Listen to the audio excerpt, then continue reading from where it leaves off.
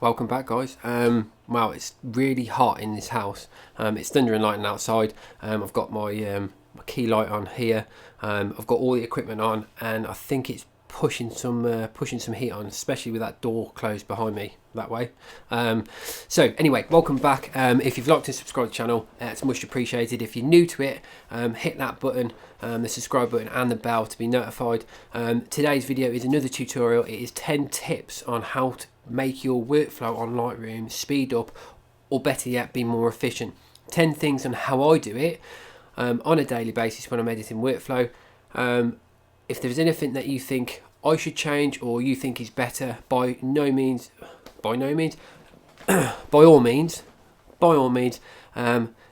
hit a comment down below. I'd love to hear your suggestions, because this is very subjective. There's no right or wrong answer with this, so I'd love to try your way or you try my way and let me know how you get on. But without further ado, let's roll intro. Let's go to the computer.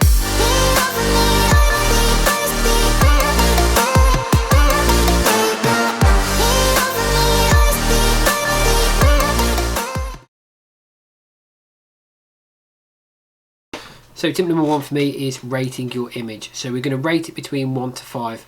I tend to rate the really good images at 5 and the lower ones at 1 or 2, and the ones that I want to look back on, I will rate them at about 4. So what we're going to do is we're going to go to the screen and have a look. So what we're going to look at is, here are images here. So we click on them and we're just going to go onto full screen, so we can see the image we want.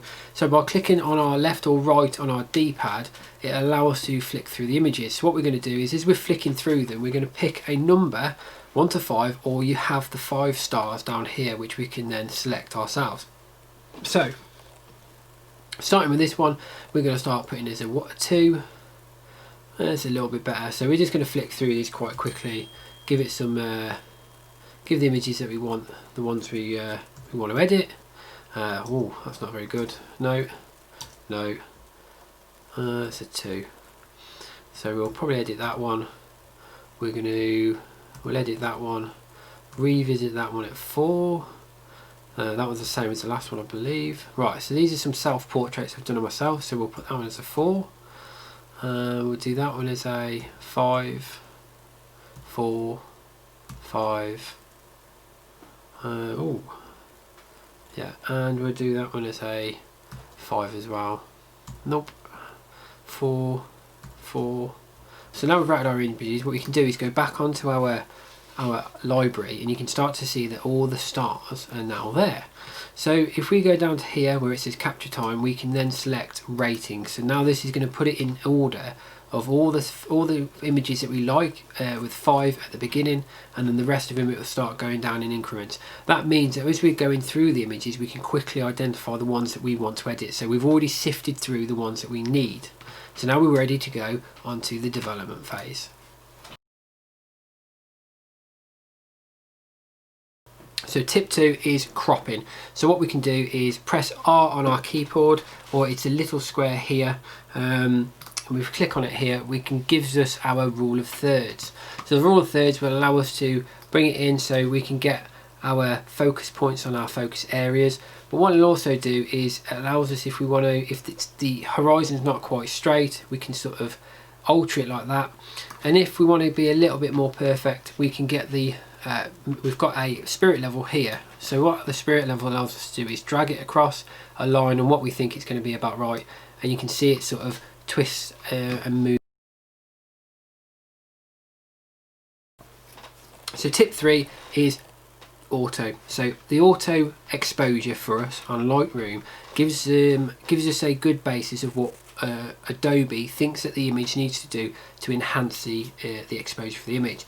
So the auto button is next to tone here. Okay, now if you're a Microsoft user, it's Control and U, and if you're Mac, it's Command and U. So Command and U, and you can see that Adobe has dialed in what it thinks that the exposure should be. So I always put auto on straight away because it gives me a good base on if there are any major corrections we need.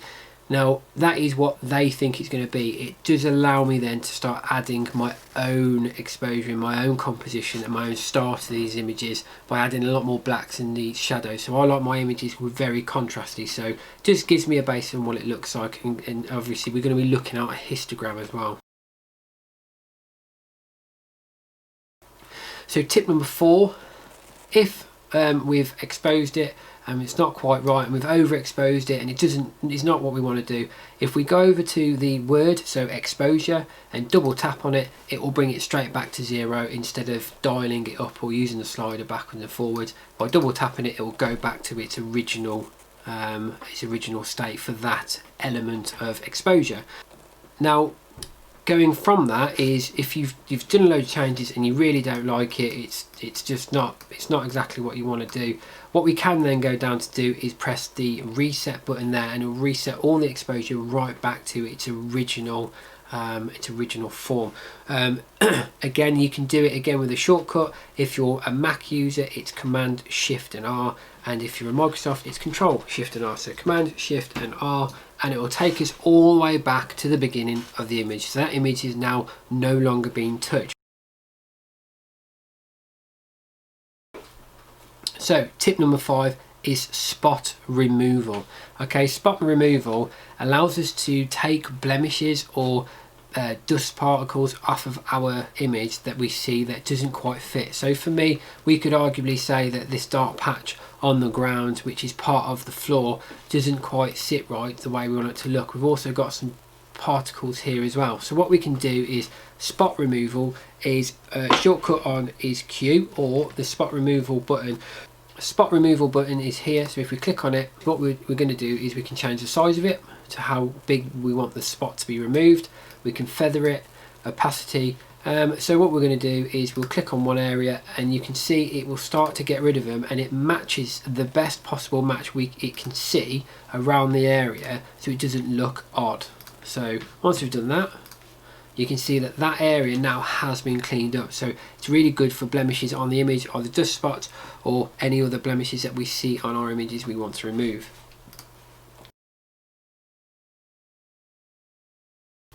Tip number 6 is Gradfilter. Okay, so Gradfilter here, you can see a lot of the times what I will use a Gradfilter is predominantly for the sky. If you want to bring out the blues or the colours out of the sky. Okay, so the Gradfilter, the shortcut on for Gradfilter is M, or alternatively it is this little box here. So that little box there, we can click on it, and what we can do is drag it down. So what I'll do is drag it down slightly, bring it down.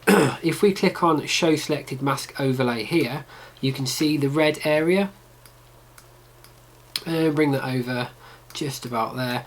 Now what we can do is, if we take show selected mask off, if we go down to range mask, it's off at the moment, we can pick color or luminance. So if we click the color button and then we click the sample button, we click on that and then take this back on, you can see now that the overlay is only on that color that we've picked. So it is very slightly gone over here, it's not on our wall here, but what it will allow us to do is just edit this color here. So if we can bring up the exposure very slightly, bring up the hue, change the hue if we wanted to a different type of blue or a different color altogether. Saturation, we'll sort of bring up the shadows a little bit, add some more blacks. So it's going to do is put a lot more drama into our sky area. Okay. So tip number 7. Okay, tip 7 is our radial filter. So Shift and M brings it up. Alternatively, it is the circle button here. Now Shift and M, our radial filter is exactly like our gradient filter, but what it does is predominantly it brings a circle like that. Okay, so what I use the radial filter for is predominantly going to be for our portraits. Okay, so with our portraits, I use it to sort of either soften the skin, increase the exposure very slightly, so it's when people look at the face, it's a lot more the subject's a lot more clearer for what we're looking at. Okay, so it's a bit more of a focus point. So if we zoom on here, bring it down to my face, bring it over. And again, if we click on show selected over mask overlay, you can see it's around about where we want it to be. And then again, take it off so we can see what we're altering. And zoom in. If we hit spacebar and left click, it will bring us in. And what we can do is just bring in a little bit more contrast. We'll soften up the skin, bring up the exposure very slightly, not too much, it will look weird. Bring up the highlights, add a bit more blacks. Now when we highlight out, only subtle, but now my face is more defined within our image. Tip 8 is the next sort of thing I'll be looking at doing within my image, is scrolling all the way down to the bottom, and it's called lens correction. So tip 8 is lens correction. Lens correction, with every lens that we have, it will give us a vignetting potentially around our image, and it will also alter it very slightly. So what Adobe have done is they've added lens correction. So what we do is scroll down to lens correction, and there is a button that says enable profile correction. Now profile correction, once clicked, takes away the black vignetting. So if you didn't want the black vignetting, you can remove that from the image. Now for my images, a lot of my images, I always add vignetting anyway, so I will potentially leave this one off because I do like the vignetting it does give us. Tip number 9 is before and after. So the shortcut here is Y, or it is located down here. And what we can do is click on it, and we've got our, on the left hand side, our before image, and on the right we've got our after. So it gives us a good idea of what we started with and now what we've got, because obviously sometimes we can as creators get a little bit over created by adding different things to it. So what we'll do is go back to our original image, and if we want to not look at them side by side, if you press a backslash button as well, you'll go from before and you'll go to after, so you can see what you've done to the image to make it look different, certainly with the blemishes and the blemishes that we're going to take out of it. Okay, final tip from me is presets. Okay, so creating your own presets. So when you're editing bulk loads of photos, so take for instance, we've got in our library at the moment these 3 photos that have been taken in exactly the same spot with exactly the same exposure, so we want to keep that sort of area of exposure and style that we've created on all of these images. So what we can do is on this little plus button here, we can press it here, create a preset, and then it will preset name and a group. So already I've got a group of presets called my work.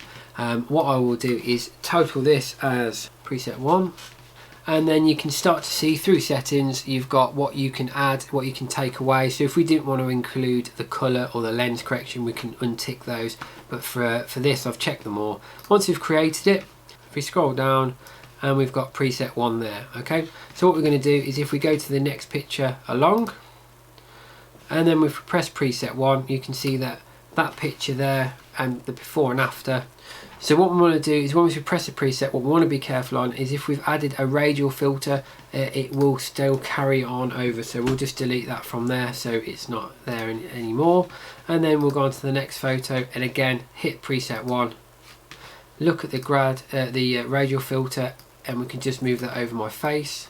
So again, same image, but we've edited it very quickly. Now the preset is only there to give you another big basis of where the image is looking like. It's not something to keep, it's something there that you're already semi-way there, and it is just a case of adjusting the images very slightly. So again, for example, for this one, we've added the preset on here, but it's still very dark, and there's still a lot more work to be done to this image, so we will add and continue editing it. Okay, thanks ever so much guys. That is my 10 tips to speed your workflow up within Lightroom.